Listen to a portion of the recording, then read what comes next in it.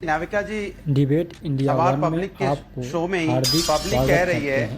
फर्जी अगर नारों वीडियो का अच्छा किया था लगे शोर, तो लाइक जिनका जरूर कीजिएगा, कोई और न चैनल को छोर। सब्सक्राइब भी उपचुनाव कर में देखो दीजिएगा भैया, और होगा कमेंट इनका में जय डब्बा श्री राम गोल, भी लिख दीजिएगा बटेंगे कटेंगे ये ताकि कहते थे। आपका और उपस्थिति हो। और जनता अच्छा कहती लगे है वीडियो को तो अब जरूर की लाइक कर बार ये दीजिएगा। हटेंगे हटेंगे हटेंगे। बताओ नाविका जी, अब ये कैसे बचेंगे? इनका हटना तय है। बताइए, ये कह रहे हैं हिंदू हृदय सम्राट बाला साहब जी की बात कर रहे हैं, उन्हीं की पार्टी को जो उन्होंने बनाई थी। और कैसे उन्होंने बनाई होगी सोचो आप। उसी पार्टी को दो भागों बांटने वाला कौन? भारतीय जनता पार्टी। क्यों दो भागों बांटी? अगर बट रही थी तो आपने क्यों नहीं रोका? अगर बाला साहब इतने आदर्श थे आपके तो आपने उनकी पार्टी को बंटने क्यों दिया? आपको रोकना चाहिए था ना कि क्यों बंट रहे हो।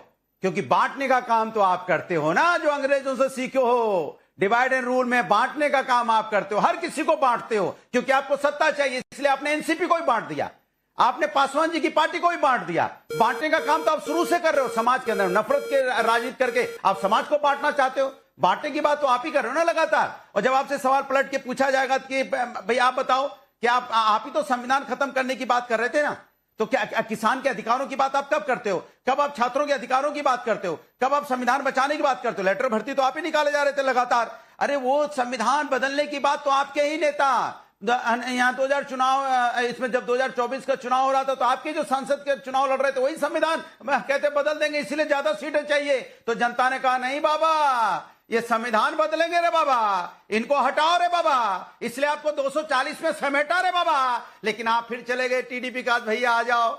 अरे आप 4% मुस्लिम आरक्षण दे रहे हैं, नहीं दे दो कोई बात नहीं, आओ सत्ता में, हमको अनुराग जी, आप 4% पुराना दौर याद है आपको? 10 दो, लेकिन पुराना दौर के ये संविधान बदल जाएगा। अभी राशिद अल्वी जी का कहा सुनाया वो नहीं याद रहा कि अगर मुस्लिम्स को रिजर्वेशन देना है, अगर कॉन्स्टिट्यूशन में नहीं है तो हम बदल देंगे कॉन्स्टिट्यूशन। करण वर्मा जी, बटेंगे कटेंगे से बहुत दिक्कत है, काटेंगे से दिक्कत नहीं है। सांप हैं, जहरीले हैं, कुचल देंगे, इन सब से दिक्कत नहीं है। और कह रहे हैं कि हम बात करते हैं तो पब्लिक के इश्यूज की, पब्लिक के मुद्दों की।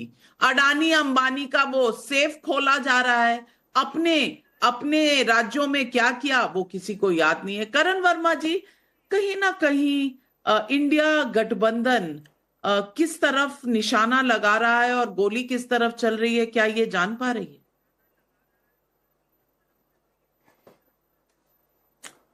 नाविका जी, अभी आनंद दुबे जी ने आज कमाल ये किया कि काटेंगे को इतना मीठा रूपांतरण दिया है। उनके हिसाब से काटेंगे एक बहुत ही मधुर मीठा काम है। बटेंगे तो कटेंगे, जिसमें कि एक तरह से बात करी जा रही कि भाई एक रहेंगे तो सेफ रहेंगे, वहां काटने की बात नहीं है। पर इनको उसमें उत्तेजना होती है, पर काटेंगे जो व्यक्ति बोलता है वहां इनको मधुरता नजर आती है। इनको कल को सरतन से जुदा में भी एक स्पिरिचुअल नारा दिखेगा। इनको लगेगा सरतन से जुदा बहुत ही अच्छी चीज है। भाई पालघर में जो साधुओं के साथ हो गया, उमेश कोले जी के साथ हो गया, कन्हैया जी के साथ हो गया, कमलेश तिवारी के साथ हो गया, उसको भी एक बहुत सुंदर रूप में पेश कर देंगे। आज यहां तक आ गई है बात कि काटने, मारने, विष, इन सब बातों को सुंदरता से पेश किया जा रहा है। और अगर वही हिंदू, वही सनातनी, जिनसे कहा जा रहा है तुम्हें समाप्त कर देंगे, तुम डेंगू मलेरिया हो, तुम्हारा अस्तित्व मिटा देंगे, वो अगर ये कहें कि हम एक रहेंगे तो सेफ रहेंगे, उससे आनंद दुबे जी को प्रॉब्लम है। तो बहुत बढ़िया आनंद दुबे जी, मजा आ गया, आज आनंद आ गया।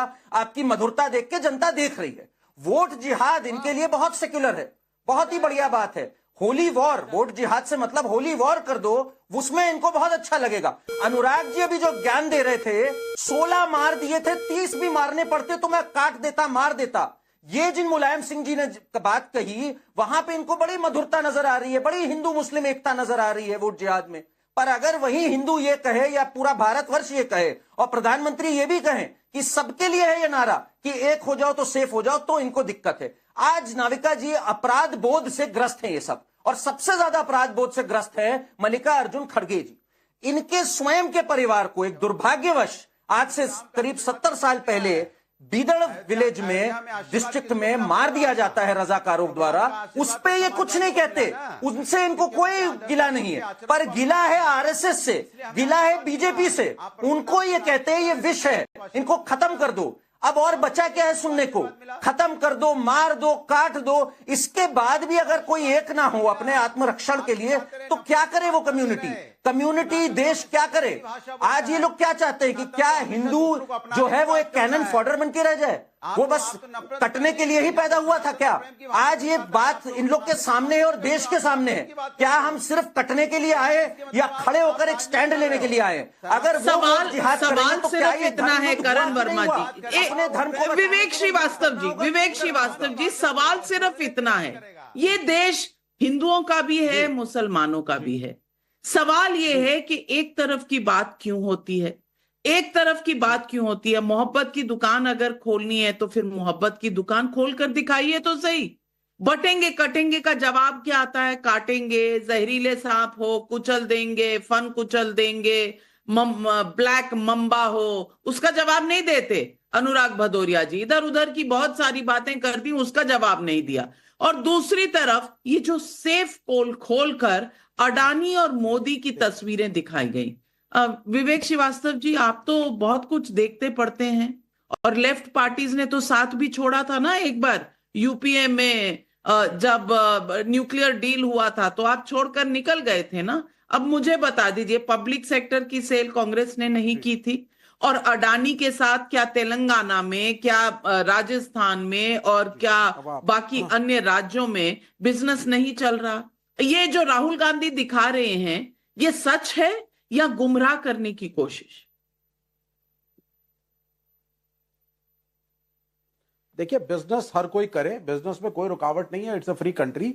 लेकिन जब आप एक केंद्र में बैठी पार्टी और सत्ता में बैठे लोगों के साथ मिलकर के गलत काम शुरू कर देते हैं, कहीं ना कहीं पूंजीवाद को आप बढ़ावा देते हैं at the cost of the constitutional values, तो आवाज उठाना लाजमी है। और मेरा यह मानना है कि कहीं ना कहीं it is back to Nehruvian economics जो राहुल गांधी फॉलो कर रहे हैं। उनका भूमि अधिग्रहण का बिल जो वो लाए थे 2012-13 के करीब, जब यहीं पे भट्टा पारसौल में एजिटेशन हुआ था, वहां से शुरुआत थी। और आज एक सोशलिस्ट नेता के रूप में राहुल गांधी का उदय हुआ है, जो वर्कर्स की बात करते हैं, small and mid size enterprises की बात कर रहे हैं, ट्रेडर्स की बात कर रहे हैं। और इसीलिए हम लोग उनको समर्थन भी देते हैं, क्योंकि सोशलिज्म ही एक गरीब देश के अंदर आगे बढ़ने का रास्ता है, पहली चीज। दूसरी बात हुई जहां तक आरक्षण की, मोदी साहब ने इस वक्त जिस स्पीड से 2014 से लेकर के अब तक प्राइवेटाइजेशन को किया है, रिजर्वेशन का कोई मतलब रह नहीं जाता, क्योंकि सरकारी नौकरियां बची नहीं है, चाहे वो पब्लिक सेक्टर अंडरटेकिंग हो, सेंट्रल गवर्नमेंट हो या स्टेट गवर्नमेंट हो, जहां बीजेपी है।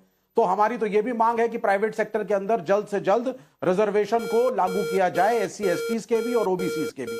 और हम इसके लिए आगे बढ़ेंगे और इसके लिए हम एजुटेशन करेंगे। या तो आप सरकार में इतनी वैकेंसीज दीजिए कि सबको भला हो रहा है। अब आप तो उल्लू बना रहे हैं, आपने सारी नौकरियां तो वाइप आउट कर दी ना, सारे रेलवे स्टेशन अडानी साहब, एयरलाइंस अडानी साहब, I mean you just coal mines Adani साहब। तो कहीं ना कहीं तो हम लोगों को प्रोटेस्ट करना है, यहां तक कि हॉस्टाइल टेक ओवर में चैनल्स भी अडानी साहब। तो अब ये अगर प्रोटेस्ट राहुल गांधी कर रहे हैं और सिंबॉलिकली उन्होंने ला करके फोटो दिखाई है, मैं एज अ कम्युनिस्ट इसका स्वागत करता हूं। ये बड़े पूंजीवादी ताकतों के ऊपर हमला है। मैं आपसे सवाल करती हूँ, आप कह रहे हैं गैर संवैधानिक काम, अगर गैर संवैधानिक काम है तो आप कोर्ट जाइए, आप कोर्ट जाइए। आप सिर्फ आरोप लगाकर निकल सकते हैं। शहजाद पूनावाला एक भी आरोप अगर साबित नहीं किया तो क्या विपक्ष के पास ये बोलने का अधिकार है?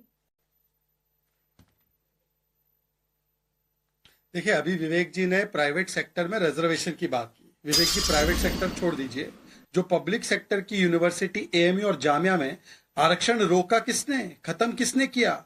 अभी ये जो 10% मुस्लिम रिजर्वेशन की बात रेवंत रेड्डी किए, तो ओबीसी एससी एसटी का काट कर ही तो दिया जाएगा ना। ये कहां से दे रहे हैं? ये संविधानिक है क्या? अब आते हैं आनंद दुबे की बात पर। आनंद दुबे जी को काटेंगे बैंड तो ठीक लगेगा भाई, कसाई मानसिकता हो तो आनंद अंजुमन की तरफ बोलेंगे। और अंजुमन की तरफ बोलते बोलते उन्होंने क्या बोला? उन्होंने बोला कांग्रेस मोहब्बत की दुकान। अरे घुसपैठियों को सिलेंडर देना मोहब्बत की दुकान है? या कांग्रेस का ये कहना कि मुस्लिम आरक्षण देंगे ये मोहब्बत की दुकान है? अरे भाई अंजुमन जी, कम से कम इतना सियासी धर्मांतरण मत करो। और आप सियासी धर्मांतरण नहीं किए हो तो एक बार सावरकर जी की प्रशंसा कांग्रेस के जो त्रिपाठी जी है उनसे करवा दो। चलिए छोड़ देते हैं, एक बार बाबर की निशानी को कलंक तो बुलवा कर बताइए। ये चलिए विवेक जी से बुलवा दीजिए। विवेक जी, बाबरी कलंक था ना, बाला साहब ठाकरे सही बोलते थे ना। ये देखिए, आनंद मुस्कुराने के अलावा कुछ नहीं कर सकते। और आनंद जी नोमानी आपके कैंडिडेट के साथ थे। हाजी साहब, मैं बोलता हूं, हाजी साहब, हाजी शहजाद साहब, देखिए मजा आ कमला गया। त्रिपाठी क्या बोल रहे हैं, मजा आ गया सावरकर कि महान नहीं हो सकते। कितनी जासूसी हम लोगों की करोगे, सावरकर कितनी को गाली दी जासूसी त्रिपाठी हम जी ने। लोगों की करोगे। हम राहुल गांधी जी से क्या सुनना चाहते, राहुल गांधी जी हमसे क्या बात करना